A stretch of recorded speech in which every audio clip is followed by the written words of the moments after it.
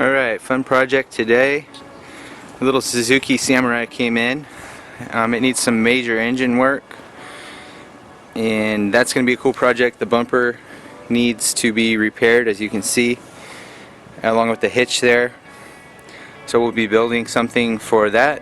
And I'm going to be degreasing everything with a special concoction, and then I'm going to hook my pressure washer up to my tankless water heater so I can get a little bit of heat. I can turn my tankless up to 165 degrees, which is just about perfect for degreasing. Let's get to it. Alright, I've got this Purple Power stuff here, industrial cleaner. I can buy this at my local dollar store for $5 a gallon. Not a bad value. I'll run that 50-50 with water. And then I like to just buy the little $1 container of dish soap. It's a little left over from last time. But just buy the Dawn $1 size. Use the whole thing.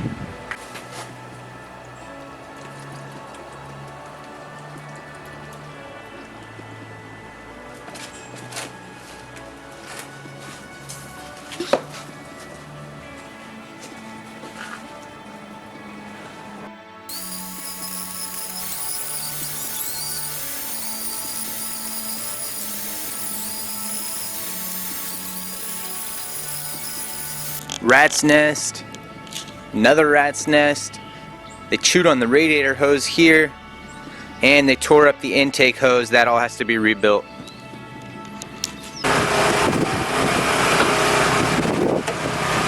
Pressure washed, not pressure washed. You can see all the shit that's floating around in the floorboards down in the tub.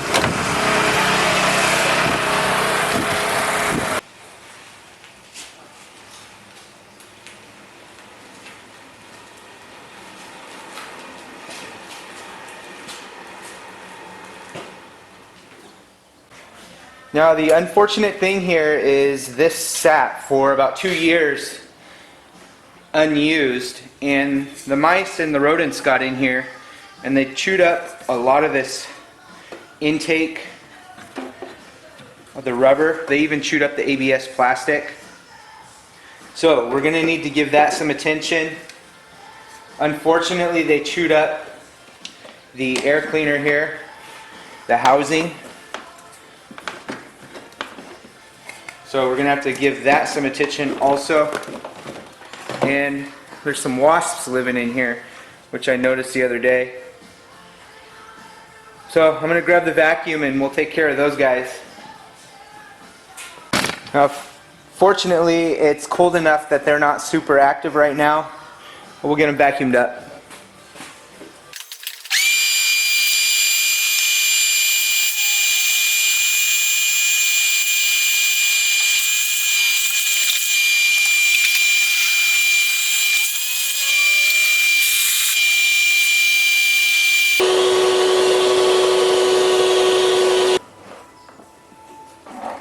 Look at all those guys. Luckily it's so cold they're not flying. Okay, this boot's all shot. It's got a bunch of cracks in it. Now you can buy the original style boot, but it looks like they only manufacture it in India, go figure. And it takes about 3 weeks to get here at the cost of anywhere from $12 to $15. I couldn't find it anywhere stateside. So unless you go to the aftermarket and you get like a cold air intake or something like that. And so what I did is I went to Amazon and I found a silicone boot that would fit. And so that's the route that we're going to go on this. Now if you look closely, we've got this cobbled together snorkel on here that's made out of black ABS pipe. It's all 1.5 inch stuff. We've got our cold air intake and then we've got our hot air valve here. Problem is, these barely won't fit on here. We've got to put this on here and then we've got to put a coupling on this one. It's just such a tight fit. And so what we're going to do is use an old PVC trick where you heat it up a little bit and then push it on there. And it'll be a nice tight fit, and then we can use some epoxy and attach it. Okay, we've got it nice and heated up. And we'll just push it on there. Alright, next up we've got to get this coupler to fit on here. So we'll get that heated up.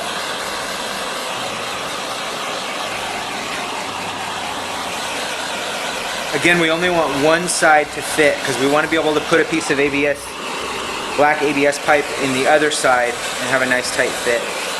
Only this one side needs to be expanded.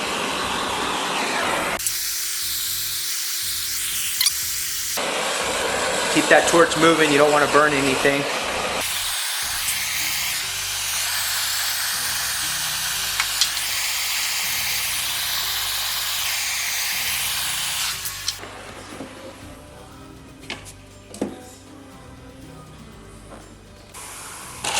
Alright, I'm just going to be using some 10-minute epoxy, plastic repair epoxy.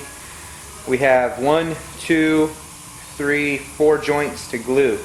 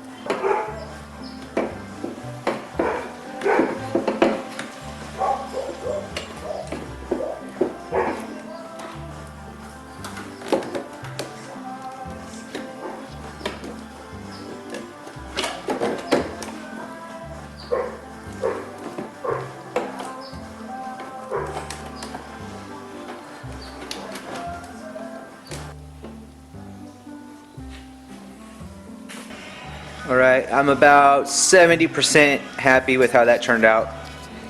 I'm a little worried about this joint here. But we'll run it and see how it does. Alright, as I mentioned, we move a lot of trailers with this thing, and the hitch has just been beat to death. It's chained on here to the gas tank skid plate. Just in really terrible shape. So we'll see what we can do with that.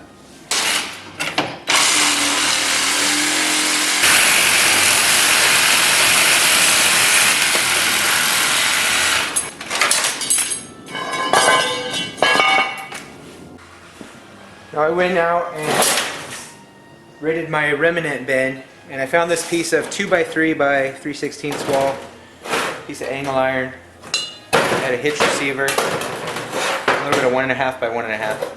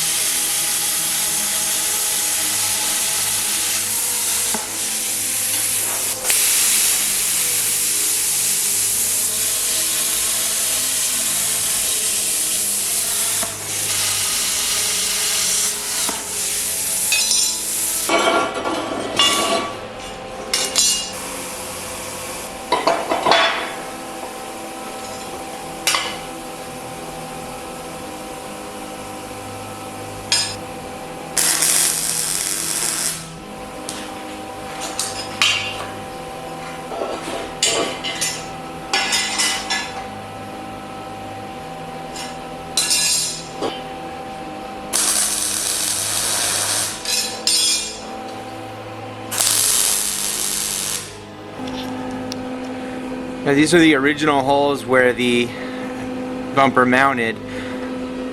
We've of course eliminated those old bolts and I've run these new ones in here. Now there's no way for me to get a wrench up in here to hold that bolt, so I'm just going to put a few tacks on these on each side, and then we can go ahead and put our angle plates in there.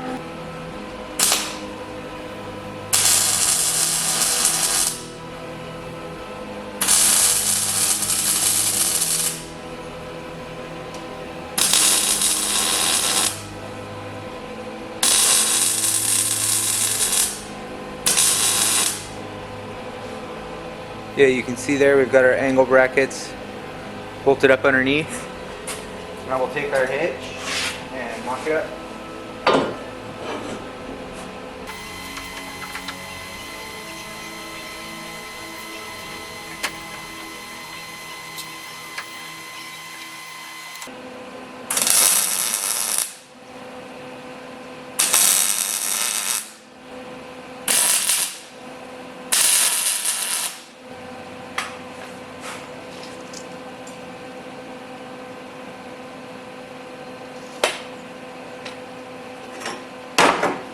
After looking at this, I'm kind of thinking I might want to scoot this receiver back a little bit. I've got plenty of room behind it.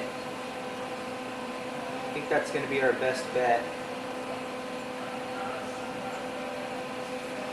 Otherwise, by the time you have a ball out here, that's quite a bit of leverage.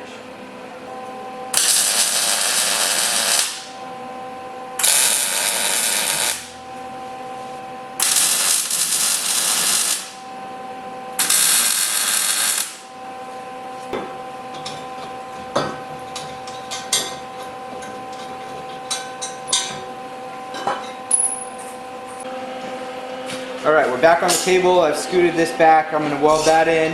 We'll do the final weld out on our angle brackets here. We'll cap the end of the 2x3 with this thin plate. And one last thing that I want to do is take these rings here. What these are is, these are the rings out of a flail mower. When you change the teeth on a flail mower, what we try to do is save some of these that are good. What happens to them is they get a wear groove right here in the end. But if they're not in too bad a shape, you can save them, and they make great D-rings. I'm not sure what the weight rating is on them. I imagine it's not super high. But we'll just take the plasma and we'll plasma this here and here, and then we'll be able to weld it on.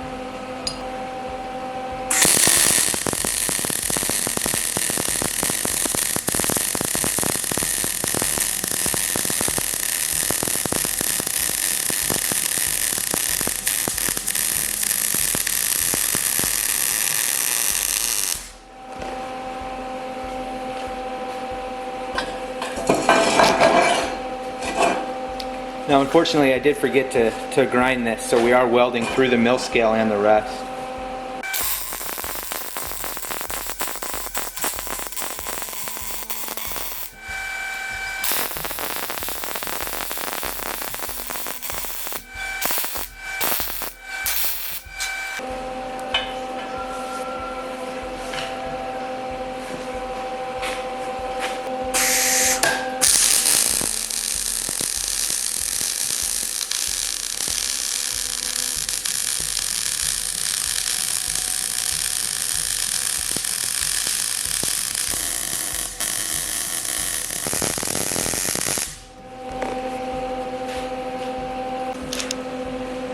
Alright, most of those turned out pretty nice, especially considering that I completely forgot to grind down the rust and mill scale. So, I'm pretty happy with that.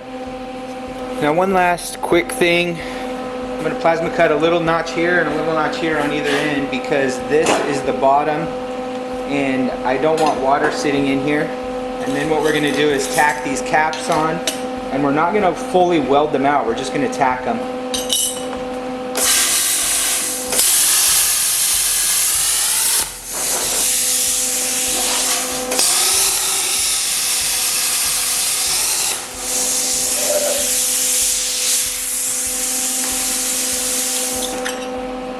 As I mentioned earlier, this thing does spend time out in in the woods and so forth, and the rocks and dirt and mud.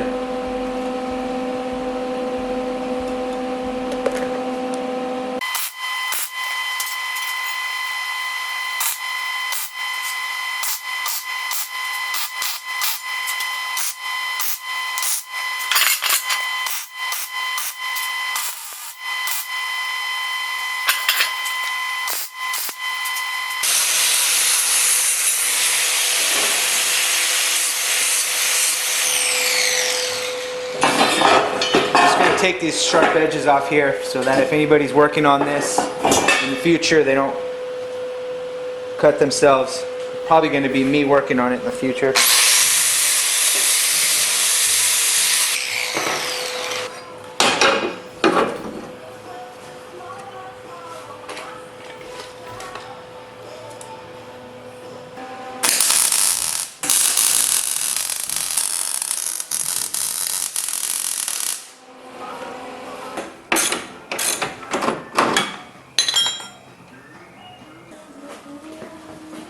Okay, these doors are very, very hard to open,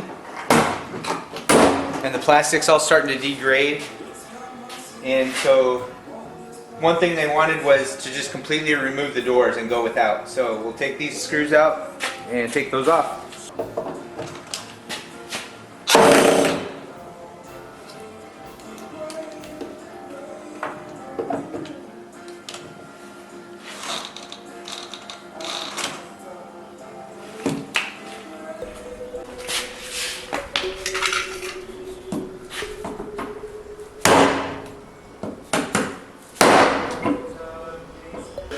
Alright, the impact driver had absolutely no effect. All it did was strip them out. So we got plan C, which is to drill them out.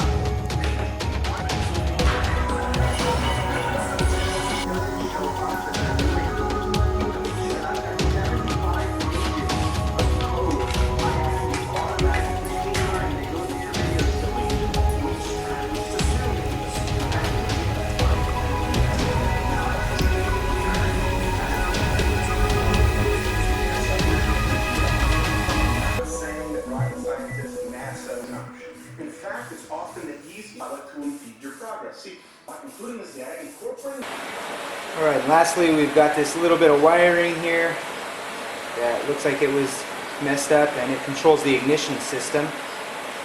So I resoldered that and we'll put a new eyelet on it.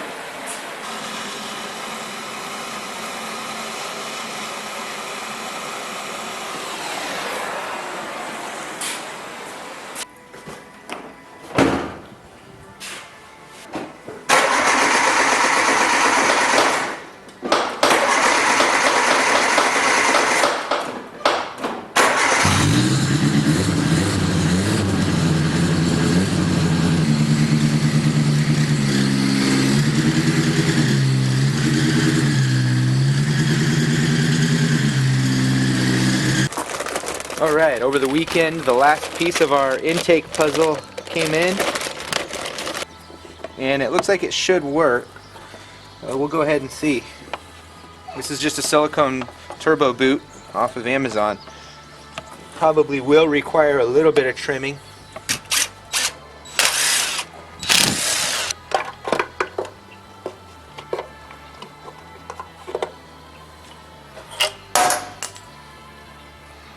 See, that crack is right where it was leaking. Check this out. That screw is missing, and that screw is missing. One of them is stuck down here underneath the spring, and I don't know where the other one is. We'll try to track it down. Wow, it's really wedged in there.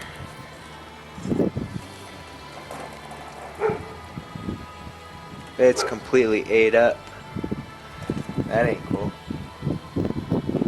Yeah, I don't even know where the other one went, but that's not good news.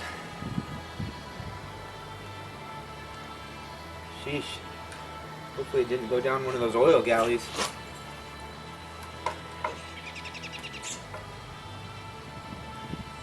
It was leaking right out of here.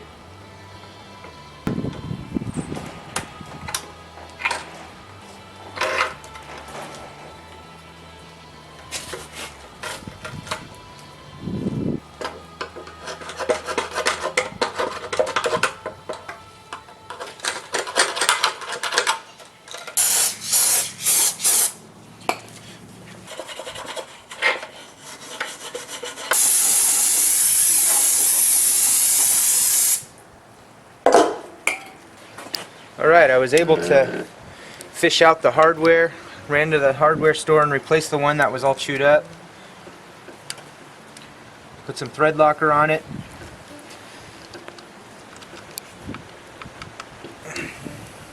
One, two. It just started raining, so I want to get this button to back up again.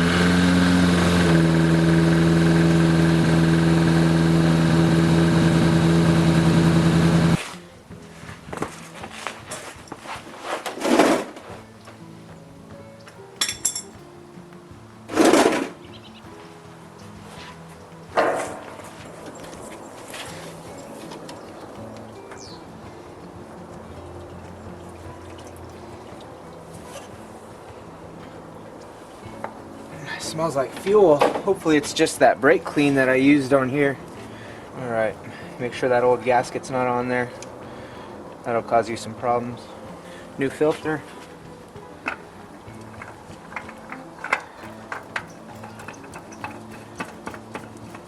Alright, now this old drain plug here is in pretty rough shape. You can see this gasket on here is starting to get eaten away. So I'm going to replace that. And one thing that I've figured out is it's more worthwhile to keep some of these items on hand as opposed to stopping your job, running to town, and getting what you need. I've got all kinds of little odds and ends just stored in bulk over here, and you can get this stuff nowadays on Amazon for a fair price as long as you know that you're buying something quality. I mean, I've got all these wire hold downs. It's easier than going to town and buying what I need. Shrink wrap, spring assortment, vacuum plugs. I mean, I do these projects, cotter pins, hose clamps,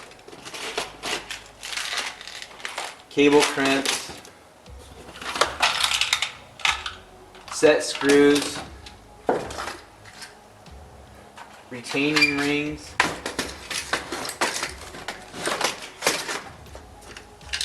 woodruff keys, O-rings, roll pins. I mean, just that large assortment of stuff where you can take 2 seconds to find a good replacement, or you can take 25 minutes running to town and getting a replacement. Grease zerks, all kinds of just small odds and ends. I guess I should show you what I'm getting at here though. I've got all these little brass, and they're metric, but little brass washers, and that's exactly what I need. Copper washers, I'm sorry, copper rather. That's exactly what I need for that drain plug. Now I didn't have to run to the auto parts store to get a new one. I just walked back here and I had exactly what I needed on hand.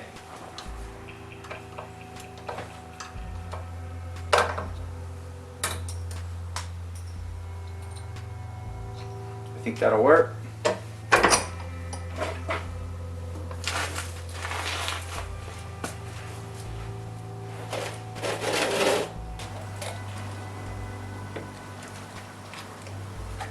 Alright, next up, Antifreeze. I did put a radiator flush in here last week, and I put a few heat cool cycles on it.